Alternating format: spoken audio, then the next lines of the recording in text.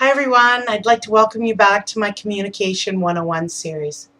Today we're going to talk about the art of presuppositions, what they are, why you would want to use them, and how you would use them for your marketing business. I'll also give you a few examples just so that you can further your understanding of the technique.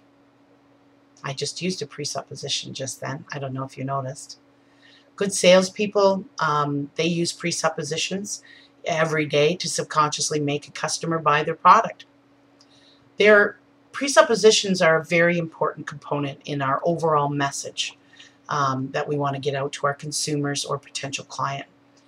The presuppositional tense is in fact one of the most powerful tools that we could use in any language, especially English. There's no other presuppositions. There's no other way of communicating that could offer as good a results when it comes to persuasion techniques. And they can actually even be used in writing, as in fact many ad campaigns use persuasion techniques or presuppositions all the time. What basically presuppositions do is they communicate assumptions or another message that leads the responding person to react in a confined manner. So it's being taken as truth, as a fact.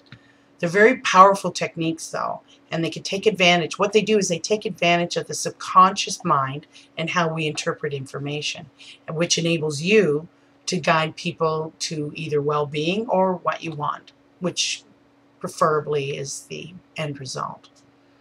They're useful in many areas of communication, and they typically involve an existence of some object or idea.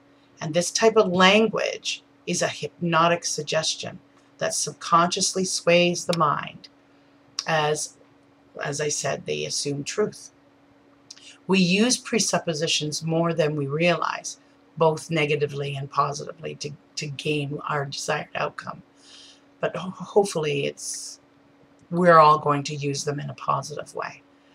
They're a crucial part of advertising because they can cause the reader to consider the existence of objects or propositions, and they also culturally define behavioral properties as well.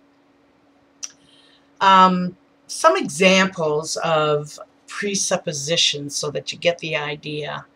A local gym has an ad headline that says, "Have you done your daily exercise?" Well, this presupposes that you take or you need daily exercise. So this creates and perpetuates the idea that the behavior of exercising daily is part of your culture. Another powerful technique that parents or caregivers can use is when you finish your homework, you can play video games or watch television. When you finish your homework, that leaves no room for compromise or argument. You know, that the only way that they can watch TV or a video game is when they finish their homework. Now, if you had to use the statement "if," then the child would have a foothold or an argument to take place, okay?